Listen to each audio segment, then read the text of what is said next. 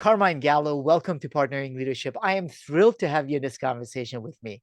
Oh, thank you, and thank you for inviting me with other esteemed guests that you've had on your podcast. I appreciate it. Good job. Very nice podcast.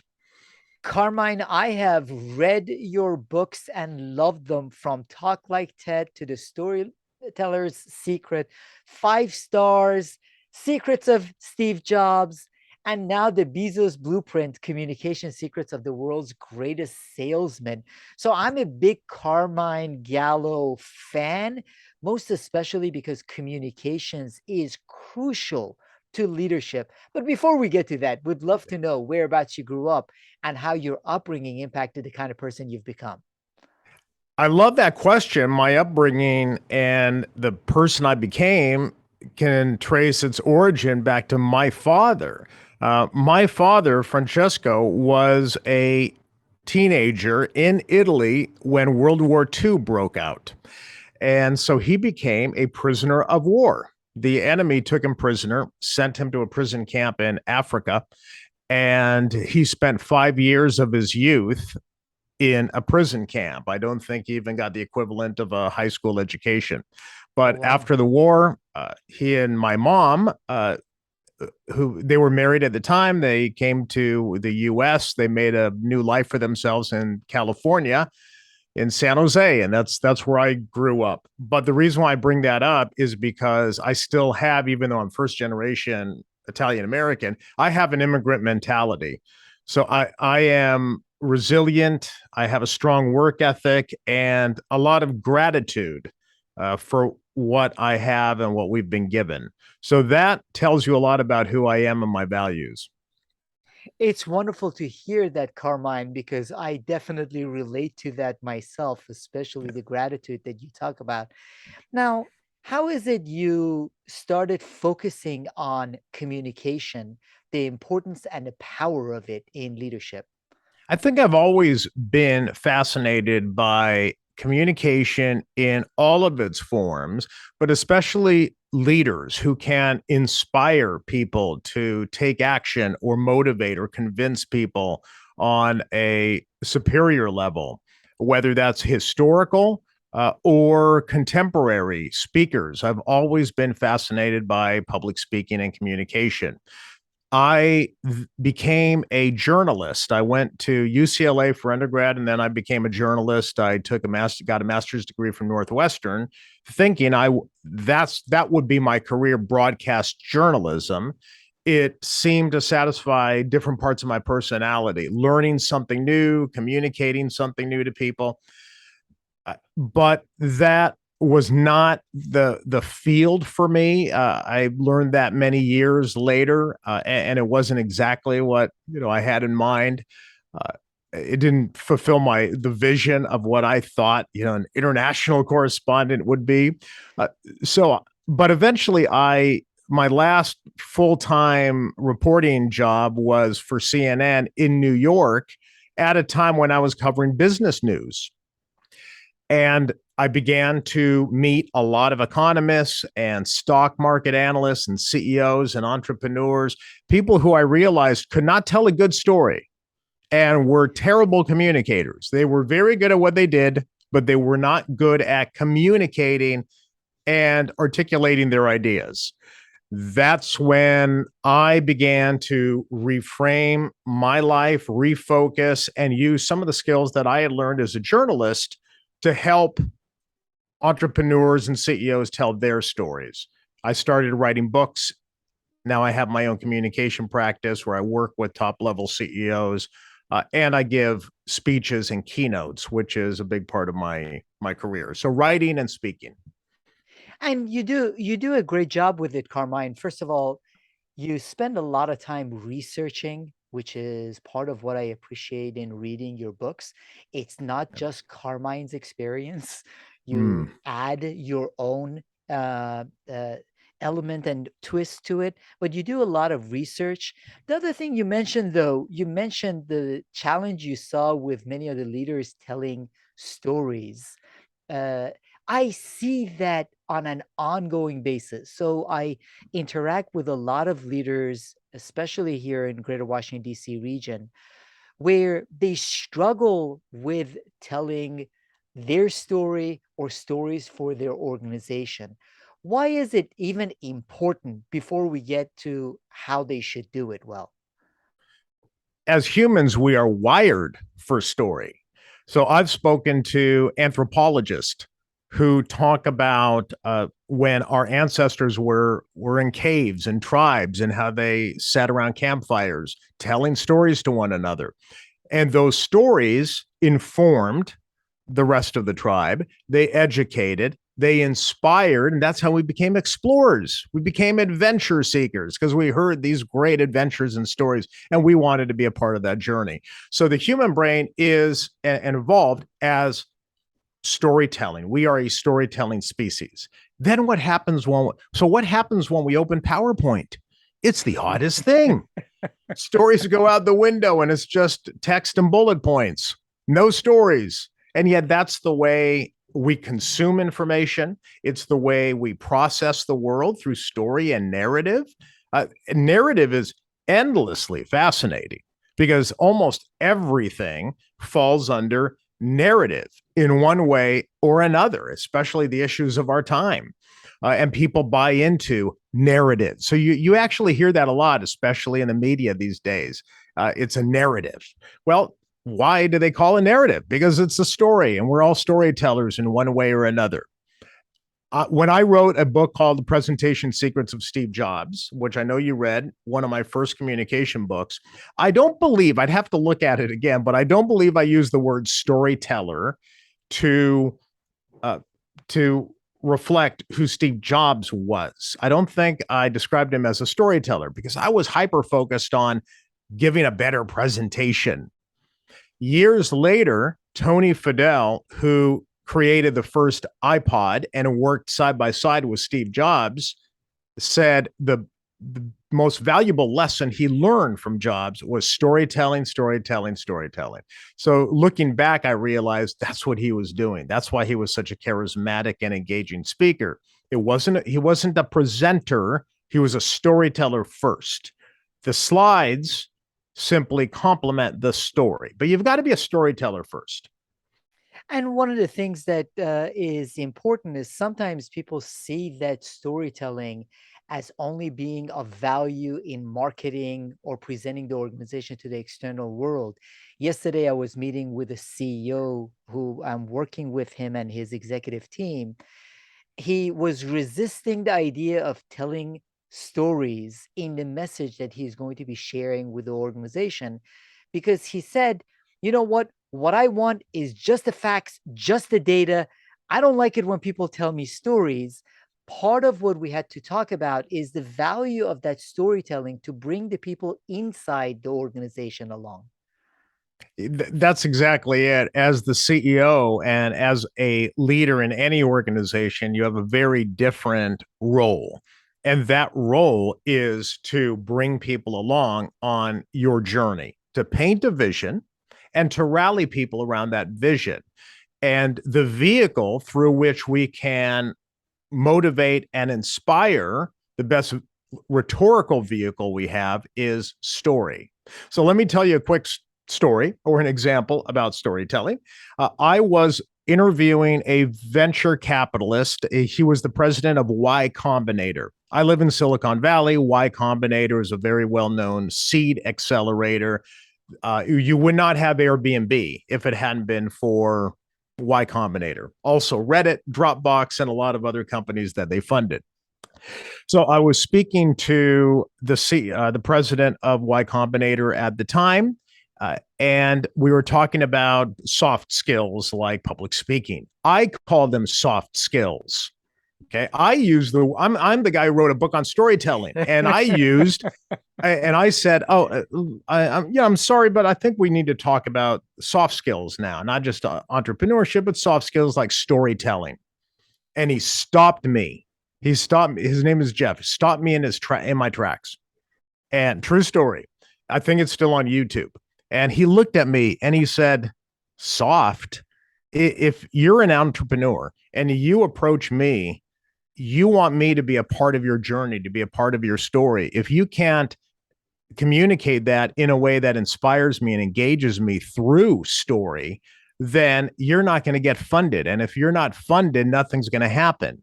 And then he looked at me and he goes, so Carmine, you might call storytelling a soft skill. I call it fundamental. I think you could see my jaw drop, my whole body language. I was deflated. I'm the guy who writes on storytelling. So don't use the word soft. It is not a soft skill. It is the hard evidence proves that storytelling and communication are fundamental to aligning teams, persuading people to take action on your ideas. They are. And what I love about both your books and what you keep repeating, whether it was about Steve Jobs and we will get to Jeff Bezos, is that it is a skill that can be developed. One of the frustrations is sometimes leaders believe some people have the capabilities and they say, oh, yeah, Steve Jobs, he told great stories, not understanding that it's a skill like any other skill and can be worked on and developed. It's a pet peeve of mine at this point, Mahan. Don't tell me that you can't do it. Don't tell me, I do not want to hear it, that, oh, I'm not a good communicator. I'm not a good public speaker. Oh, I'm not Steve Jobs, because neither was he. Neither was he. In the book on Jeff Bezos, I have these diagrams, these examples of both Steve Jobs and Jeff Bezos very early in their careers at their companies, Apple and Amazon. They were not considered excellent communicators by any means. In fact, they looked and sounded pretty uncomfortable, but they both developed into much better speakers. Steve Jobs, known for being more charismatic on stage. He was not like that 20 years earlier. And Jeff Bezos became an even better writer. I analyzed 50,000 words across 2 decades of shareholder letters that Bezos wrote as Amazon CEO. He became a better writer. And that was intentional because both of those leaders understood that public speaking, communication in all of its forms, whether it's presenting or writing, is a skill. And as like any skill, you can improve. So I have seen some clients who I've worked with personally go from being terrified public speakers. And you'd be surprised, not you, but your listeners will be surprised at how many senior level leaders are terrified of public speaking. So I've seen people go from being completely paralyzed about public speaking to being so exceptional that they are role models for the rest of the company. I even talked to a preacher once, a famous preacher. This was several years ago, who for years would not take the pulpit because he was afraid of public speaking, of being in public settings, and so he worked behind the scenes. Today, he literally rocks stadiums, and he will fill stadiums of 50,000 people sold out. I speak to a lot of people. My knees would be shaking if I had to hold an audience's attention in a stadium for an hour. How do you make that transition? How do you make that transformation? That's what's always fascinated me. And it's really important to recognize the power of those communication skills and the importance in leadership. As I mentioned to you, I spent 25 years of my career with Dale Carnegie Training, and Mm-hmm. we took a lot of pride in the fact that Warren Buffett, even 60 Minutes when they went to his office, Yes. doesn't have his college diploma, anything else in his office.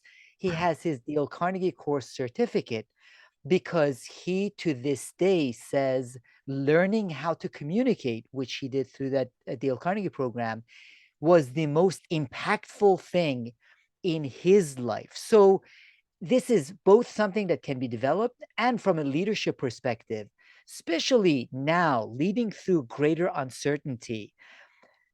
Mm-hmm. It's critical for Yeah. leaders to master that skill and that ability. And the ability to not only storytell, to align teams, but to simplify. We are cross-functional now. Scientists are talking to lay people. Lay people have to talk to scientists and engineers. We're across countries. We're across cultures. We're doing more things remotely than ever before. Indra Nooyi, the former CEO of PepsiCo, whose biography I have behind me, is a fan, really, a real evangelist for simplifying information. She says it quite often in her interviews and in her biography. It's her ability to take complex material and to simplify it and to communicate it in a way that's clear and simple was, she said, a foundational skill, a hip pocket skill is what she called it, that fueled her rise through PepsiCo. So this idea of public speaking, communication, storytelling, they all fall under the same category. And the reason why we talk about storytelling really comes down to simplifying, to help people understand through a short story a more complex idea. So by telling that story about Jeff Bezos, or not Bezos, but the one you just told about Warren Buffett, having the Dale Carnegie certificate, one story that you could tell in 30 seconds replaces books of public speaking and communication and psychology as to why that's so important. So stories, think about stories as shortcuts too, shortcuts to education. I don't need to read anything else. If that's all you do is tell me Warren Buffett only has 1 degree, one certificate on his wall in his office, and that's public speaking. He says it's the most important skill. That's it. That's all I need to know. I'm good. You got me. You won me over. I better learn it. And that is the power of storytelling. So you have spent a big part of your career focused on effective communications of different means. Why this time look to study Jeff Bezos? And again, knowing about you and how you approach books, you are a researcher and you dive in. Why dive into Jeff Bezos? This story, I call it the Bezos Blueprint because it's a metaphor. It's a metaphor for designing a structure that and allowing people. A blueprint is something that a whole team has to be a part of. And it's a vision, it's an architect's vision, it's a contractor. They all put together a blueprint so that everybody can adopt it and build a greater structure. So I thought blueprint was a good metaphor for what Jeff Bezos pioneered at Amazon. Why am I fascinated by Bezos? Because it's a great story. It's a good story. It has characters and hurdles and challenges and peaks and valleys. It's a great story. But people don't, regardless of their opinion, everyone has an opinion on someone who's well known or a company that touches all of our lives in some way or another. Regardless, if you think about the story of a man who had a bold idea, an idea that at the time nobody thought could be done. His boss tried to talk him out of it, and he didn't even have a name for his company. He called it Cadabra, thinking it was like magic, abracadabra. And true story, he was on a road trip west of Seattle after he had the idea, and he called a lawyer because they were putting together the papers to start the company. And he said cadabra, and the lawyer couldn't hear him very well. And he said, cadaver? That's the name of your company? And Bezos realized I'd better change that name pretty quickly. So within months, he changed it to Amazon. Why did he change it to Amazon? This is the very beginning of Bezos thinking deliberately about communication. Why Amazon? Because it's a metaphor. Well, first, there's a practical reason. It came first in the phone book when people use phone books. Interesting. Okay, that was clever, but it's a metaphor. Earth's biggest river, Earth's biggest selection. Even though he was only selling books at the time, he had a bigger vision.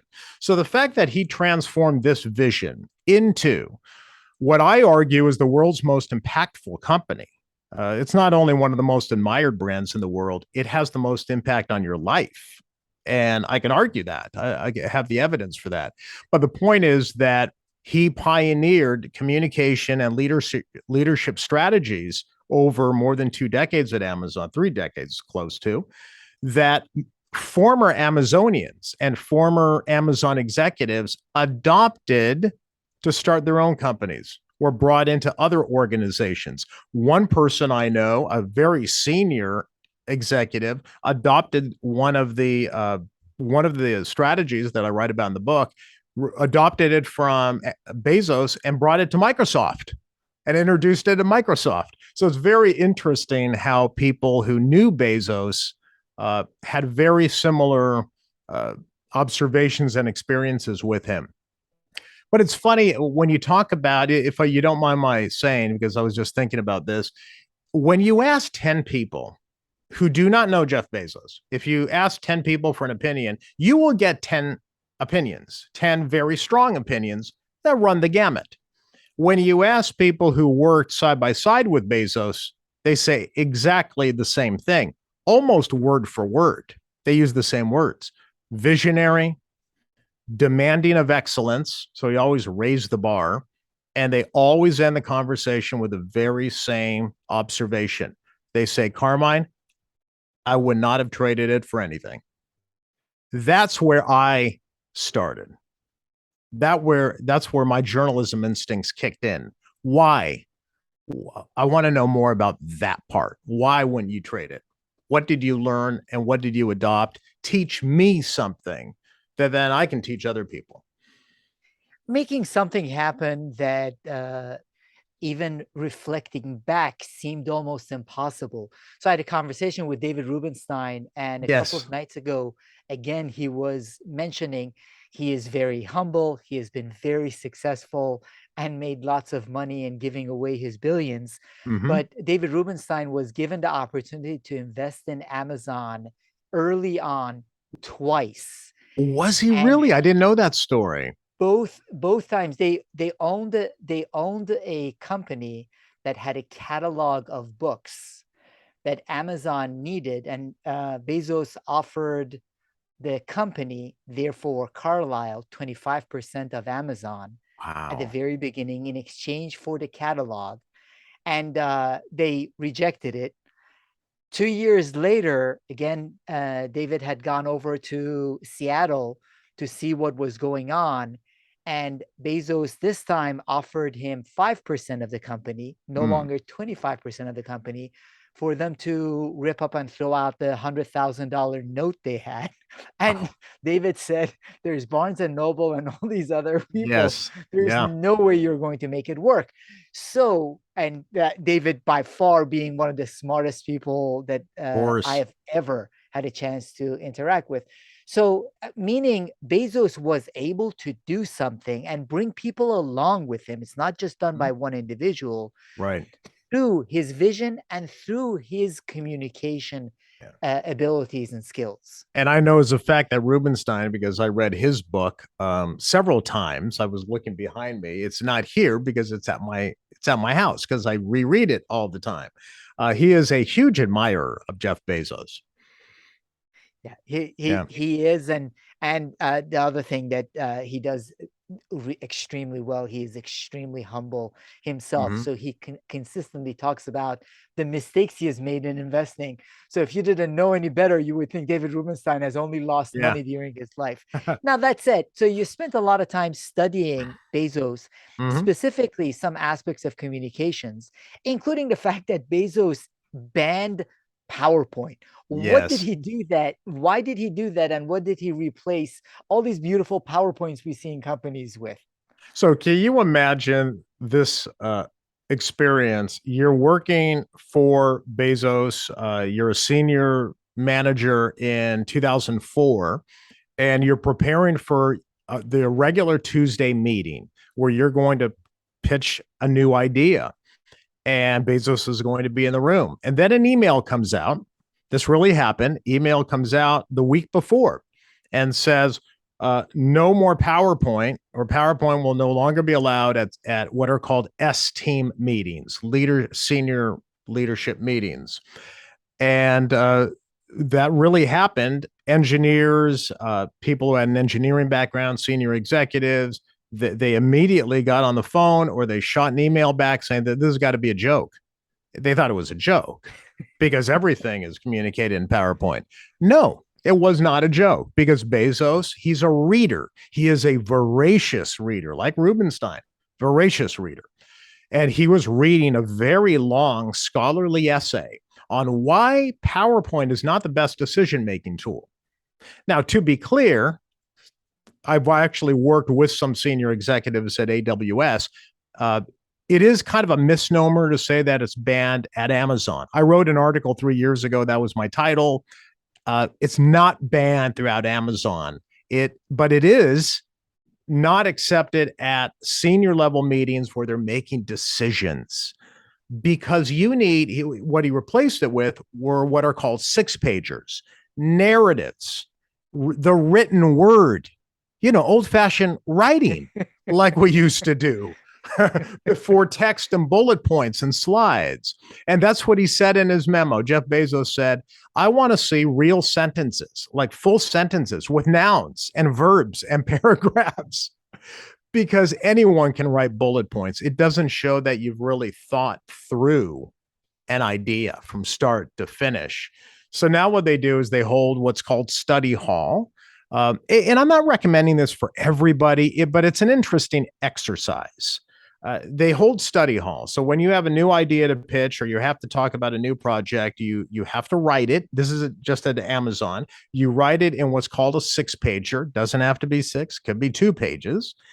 And at the beginning of the meeting, instead of delivering a PowerPoint, everybody sits around and they read what you wrote. So I think that's an amazing exercise, and it's a really good exercise that is a discipline as well, because it forces you to have much more clarity of thought, much more clarity of thinking.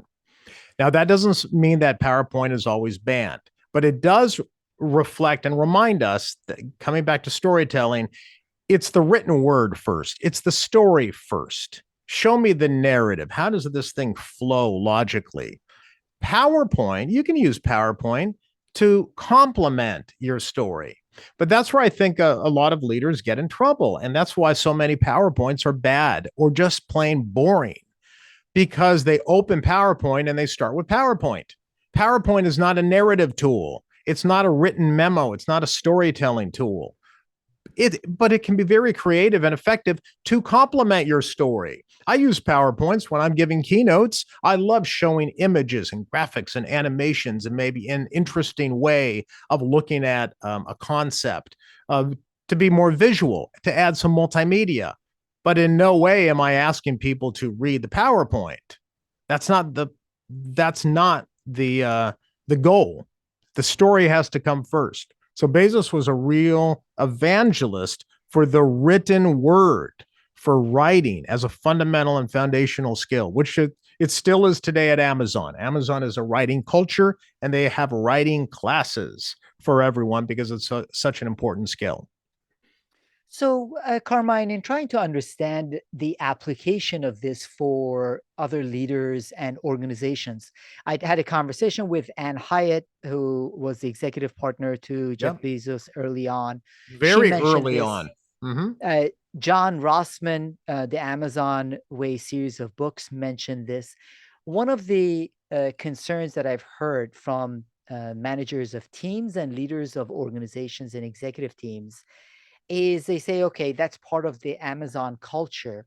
What elements of that kind of writing can we learn from in order to have better conversations and better meetings ourselves? So, in studying it, what do you think are some transferable elements of that writing culture? Okay. I think let's get away from just talking about Amazon, because Amazon, you're right, is a very particular culture. That's why I studied Bezos as a communicator, and what can we learn about effective communicating from Bezos. So first, let's take the 50,000 words in his shareholder letters over 20 years. I have a graphic in the book that is just fascinating. Remember, I told you he improved over time. What does that mean? How does your writing get better?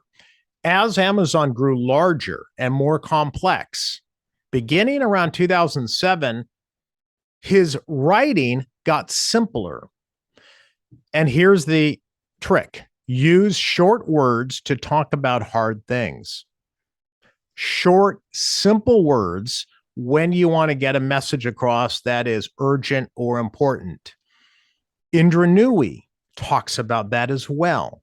Simplifying complexity means using short, simple statements, short words to talk about big, complex events.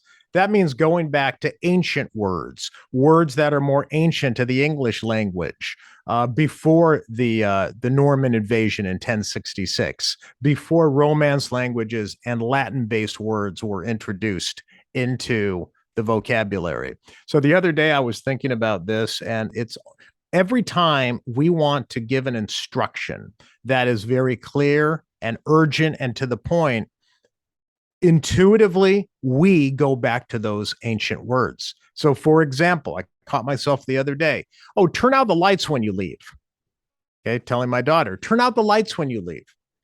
I thought about it. Turn out or off the lights when you leave. And I looked up each word in an etymology dictionary where you can trace the origins of words. Those are all one syllable words that trace their origin to Old English.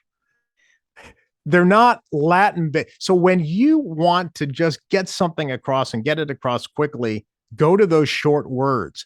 Health communicators out of DC, everyone knows this. Health communicators take communication classes. Wear a mask. That's 3 words, one syllable. So it's very interesting. There's an entire area of research on this idea of using shorter, simpler words and sentences to explain more complex ideas. That's a very fascinating part that anyone can learn to be a better leader. But here's the other thing that I think is very important for everyone listening, because I know that many of them are managers or aligned teams. I wrote an entire chapter called Make the Mission Your Mantra. So here's something that anyone can adopt from Bezos or Amazon. From day one, which is a metaphor. That's a whole other area we could talk about. But from day one, Jeff Bezos wanted to align people around a common mission. So in 1997, when in his first public shareholder letters, when Amazon was a public company, he began, you could see him, you could see the wheels turning. He started saying that we are obsessed with the customer. 1999, he said, our vision is to become the world's most customer-centric company. So you could see 2 years earlier, he's starting to kind of craft who he wants Amazon to be. Now, that may not be your vision. It was important for Amazon back then when no one even knew what the internet was. So you had to be customer-centric. From 1999 to 2021, when Bezos wrote his last shareholder letter, what did he say in his last letter?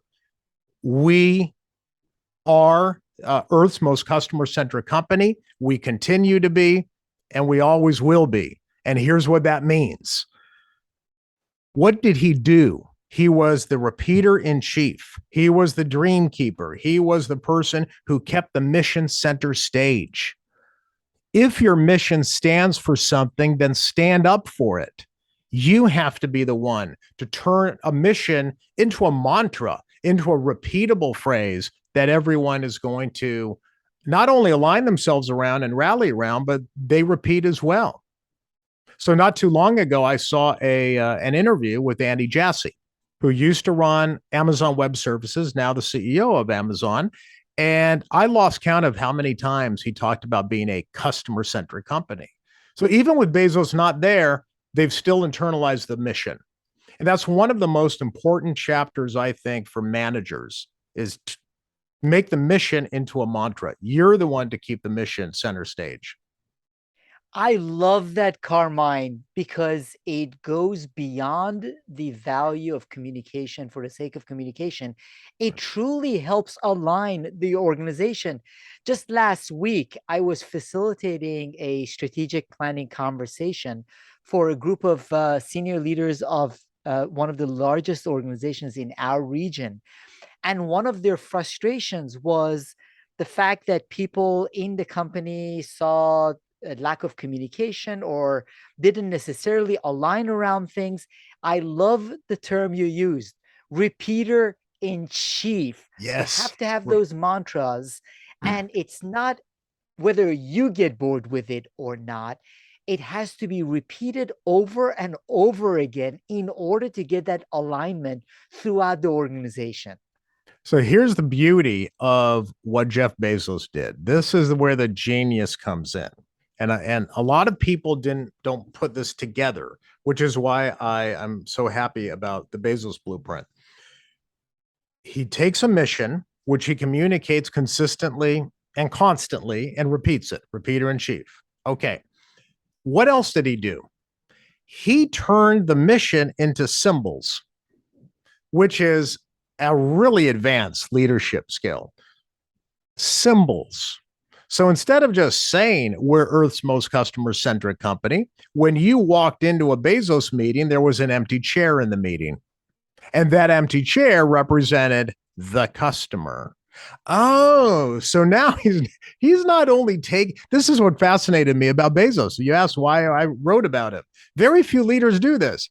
He took a piece of communication that could be written down or repeated and turned it into a symbol, an empty chair that symbolized the customer. And he would turn to that empty chair and say, what would the customer think of what you just, is that easy for the customer? Is that too complicated for the customer?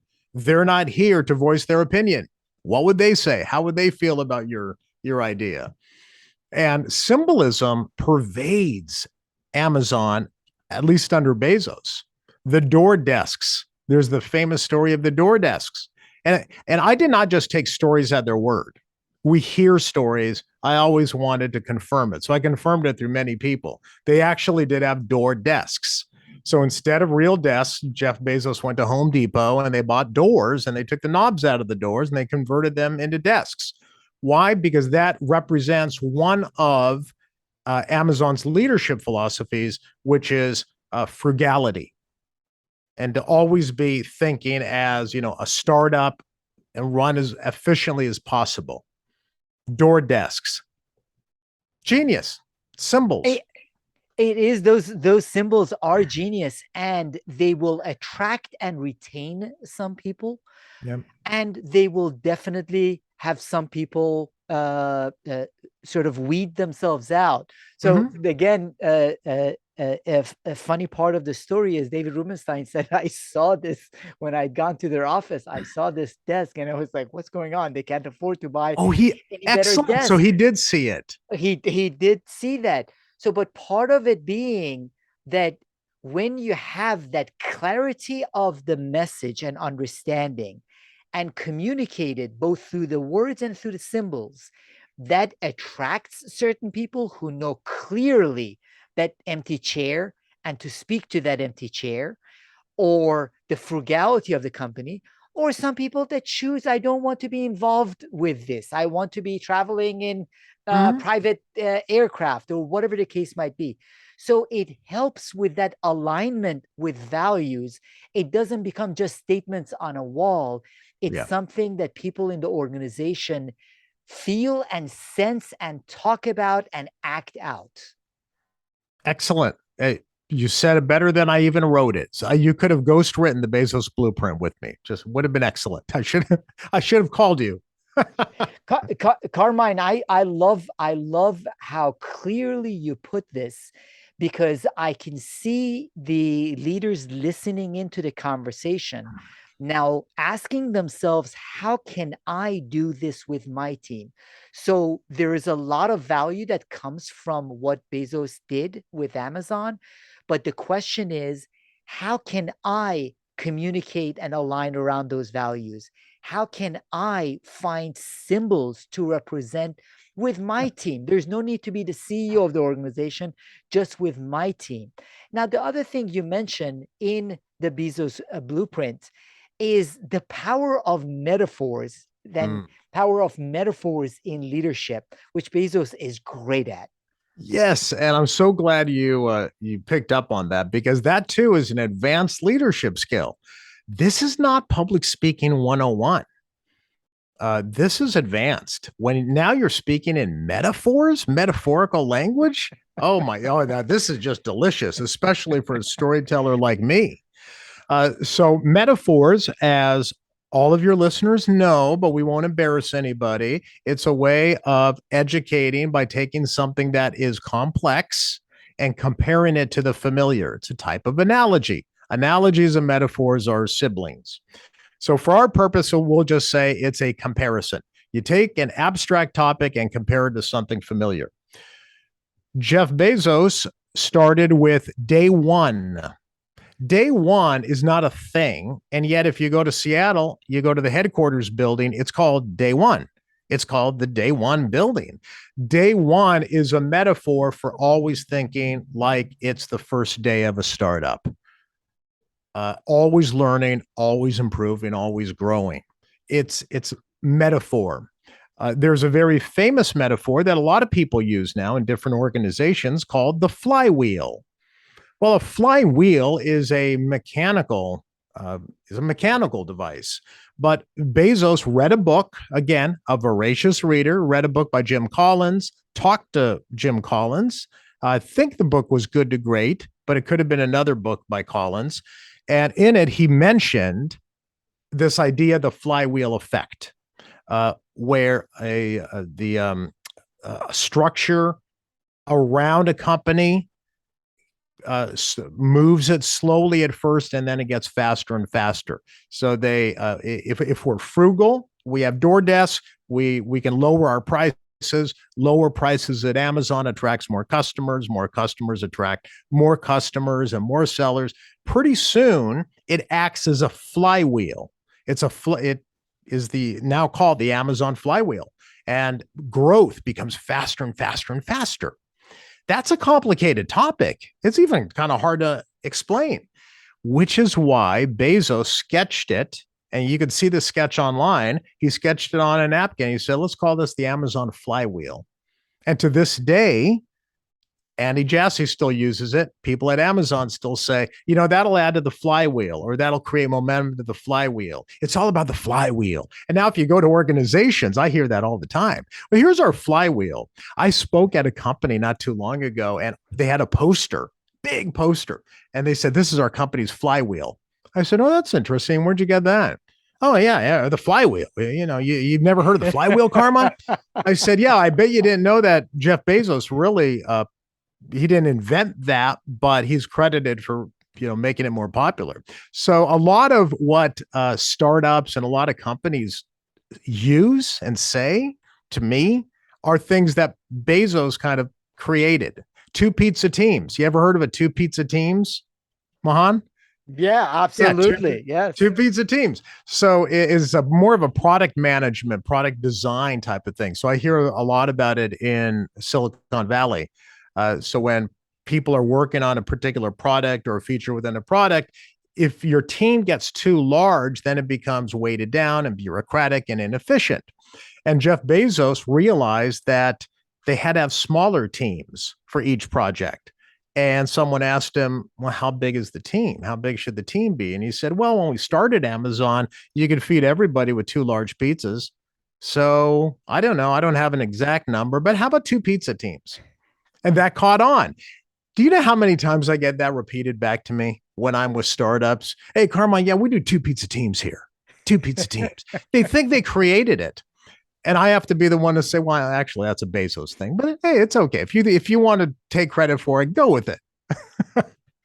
What a beautiful way to communicate those metaphors. I find myself using them all the time, whether it's day one missionaries or over mercenaries. Yeah. And the 2 pizza teams, you could just as easily say, well, you should probably have 8 to 12 people at most in a team. But so much more memorable and impactful to have that metaphor to use for the size of an effective team.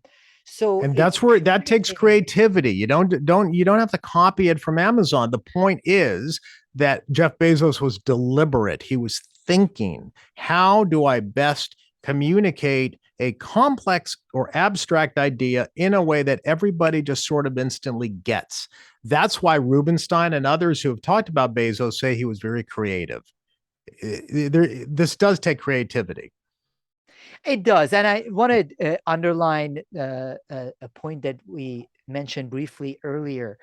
Whether it was with Steve Jobs and you wrote about him, how he started out as not a very confident and effective communicator and ended up one of the best storytellers and a very good communicator. Mm-hmm. Or Jeff Bezos, same thing in you studying his letters.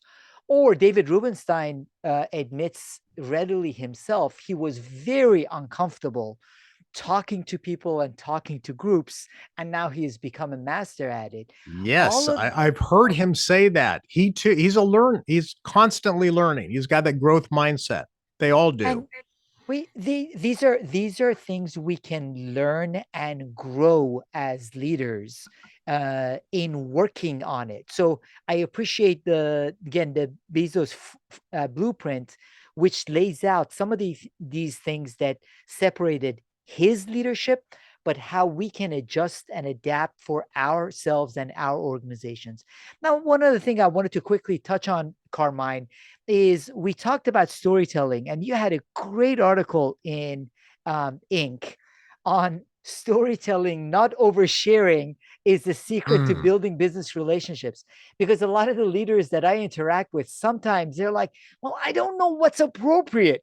I want to be authentic, my authentic self. I hear I should be my authentic self, but what is appropriate? And I think your article when at that point of what is the appropriate kind of storytelling in a business context. I wrote that article because at the time there was a theme or a trend on LinkedIn called oversharing because some CEOs were on LinkedIn being very emotional or crying. And I didn't tackle that part of it because, look, if you're being authentic, you're being authentic. That's okay. But don't try to be something, don't try to be empathetic. Uh, you have to be a little bit more natural. So I suggested let's do storytelling, not oversharing. Storytelling simply means I am going to choose those stories that are relevant to the topic and maybe stories that resonate with me. They can be personal, but they don't have to be. Maybe they're stories that you read about a historical figure or somebody from a book. Uh, CEOs, some CEOs are great at those kind of stories. David Rubenstein brings up his story. He's a history guy. He brings up all these historical stories. I love listening to Rubenstein. I don't necessarily need to hear him talk about founding Carlisle, although he talks about those personal setbacks and struggles. Those are very impactful. But he also talks about the people he's interviewed and their stories and case studies. So when it comes to storytelling, I believe that focus on finding those stories that are relevant to your topic, that reinforce your topic. And if they're personal, that's fine. But I don't need to know all the skeletons in the closet. That's okay too. You don't have to, I don't need to know everything about your life, especially if it's not all relevant to the topic at hand. Let me give you one good example of something that is emotional, is deeply emotional, but it was appropriate. It was appropriate. I was working with a senior executive at I guess I could say it. She's no longer there. She's moved on. It was at Walmart, and she at Walmart, she said, Carmine, I was trying to get her to be more of a storyteller too. And then she said, at Walmart, our slogan really means something. Save money, live better. Save money, live better. Oh, okay. To me, that's just a tagline. I see it on their sign. Doesn't mean anything. What does it mean to you? So you have to kind of ask yourself questions or ask questions of your clients to solicit or to elicit the best stories. Tell me more. What did it mean to you? And she told me a deeply emotional story, had everybody in the room in tears about how before she before she joined Walmart, there was someone in her family who had a very serious health problem, and at the time they could buy the very same items that this person needed at Walmart and save $300 a month. And that $300 a month, with that savings, they could buy X, Y, and Z. And at the end, it was a really heartwarming story. So that was a personal story, but it was also a story that was relevant to her job at Walmart. And so when she started to become a speaker to onboard new employees and new executives, she would tell that story because I think I just gave her permission to tell a personal story. It's okay. It doesn't reflect badly on you. In fact, it reflects your humanity. But more than that, it paints the company in a completely different light. So you know what her biggest problem was after she started sharing her story publicly at Walmart? She did have a problem. She emailed me a few months later. She said, I got a big problem. I don't want to say no to everybody who wants to have lunch with me now. Everybody, they wanted her to be their mentor, and especially the newcomers, the new folks. She said, "Carmine, how do I handle this?" And I laughed, and she said, "No, I'm serious. There are so many people who want to have lunch with me now." But it's a way of connecting, but it's a personal story. It's a way of connecting, but it is also relevant to the topic, and it reframes the topic in a different way. So that's why you have to be very deliberate about the stories you choose. You don't have to Yeah, overshare. Be a storyteller, not an oversharer. Is that a it word? is. And Oversharer? Sounds good. it sounds good. If it isn't, it should be. We'll make sure to add it to the word list.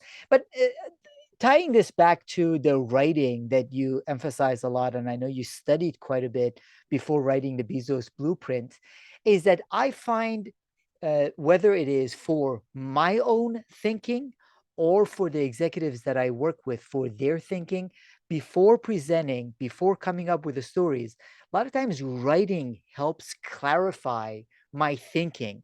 So writing can be of real value to make the storytelling that is purposeful rather than meaningless oversharing. If you're going to tell a story as a manager or a leader, but yes, please write it down first. Be your own critic, your own editor. Nobody wants to hear you tell a story for 5 minutes. They're not even sure where it's leading. Condense those stories, edit, write those stories more in active language, subject, verb, object. When we speak, we tend to ramble. I do. I'm distracted. I have a little ADD, right? So I go into different tangents. I'm rambling. I'll speak in passive language. Uh, I'm thinking. I'm already thinking too fast for my mouth as we speak. So if I know that I'm going to deliver a particular story that I want to make impactful and relevant, yes, write it down first. That's okay. That's a good exercise to do. And when you do a PowerPoint, the presentation notes, put exactly what you want to say in your presentation notes.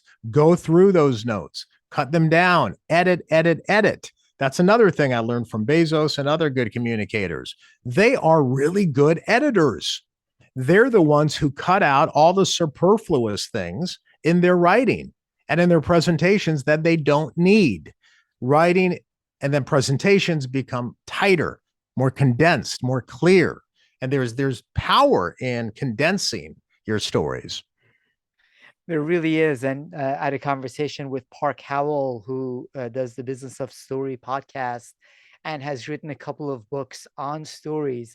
And he uses the example of President Lincoln and his Gettysburg Address. And the person that Sure. spoke before him, I forget the name, spoke for a couple of hours and was supposedly a great orator. But President Lincoln's was condensed to the point and therefore much more impactful. So I really appreciate you having shared so many thoughts on how our communication can be more impactful, whether verbal communication, written communication, and the thinking that it takes for both of those.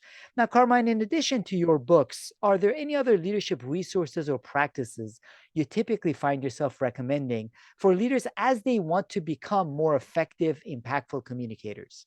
Yeah, take Rubenstein's advice. Read more than average, read more than your peers, a lot more. Rubenstein reads 100 books a year. Jeff Bezos had a leadership book club at Amazon. Many of the strategies and even products that we know from Amazon came directly from books. We talked about the flywheel earlier. That fueled Amazon's growth. Uh, it was a transformative concept. Came from a book by Jim Collins that Bezos read, because Bezos reads more than most people who he was surrounded by. And Ann Hyatt, who you've interviewed, I believe picked up on that. And she began to realize that, boy, my boss reads a lot. And so she would go to his desk, take some of the stuff that he was reading during lunchtime, she would read it. So she noticed it too.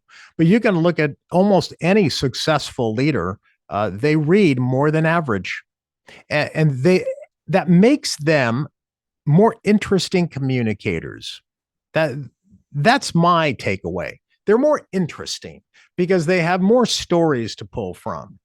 They have more concepts to kind of put together. It just makes them more interesting and engaging to listen to. What great advice. I totally agree with you. And whether it is the people you mentioned, I know David Rubenstein reads way more than 100 books a year. And so does Warren Buffett, so does Bill Yeah. Gates. Mm-hmm. And part of the point is if you talk to any of these folks, they did it from before they were successful or rich. So David Rubenstein, from his elementary school, he could check out only 12 books at a time from the library. So he Oh. would check out 12 books and Mm-hmm. read all those 12 books. So that is a contributor to success. It's not looking at a David Rubenstein or a Jeff Bezos and Right. saying, oh, they're successful. So, of course, they have the time to read. They made the time to read. So, I appreciate that, Carmine, most especially because you have outstanding books of yours that I think everyone in the audience should read, including the Bezos Blueprint. So, how can the audience find out more about your books and you, Carmine? They can certainly go to carminegallo.com. That is repository for everything, where you can get links to all of the books. You can get there's different landing pages on each of my books, plus videos. So as long as you remember a good Italian name like Carmine Gallo, you can find me. But carminegallo.com is the place to start. But you can find me on YouTube. I have a YouTube channel. I'm very active on LinkedIn and on Twitter. Again, Carmine Gallo. So carminegallo.com, sign up for my newsletter, and stay in touch with me. That's a good way of staying in touch with me, actually, because you get all my new information every week. And if you email it back, I'll see it. And you, in my view, are the leading thinker at this point on this art and skill of communication, which I believe is critical both in leading through greater uncertainty and in leading as there will be transformational changes because of technology all around us. So I really appreciate you taking the time to share some of your insights and thoughts on the Bezos Blueprints, Communication Secrets of the World's Greatest Salesman, and more communications thoughts, Carmine Gallo. Thank you. Thank you for your kind words. I appreciate it.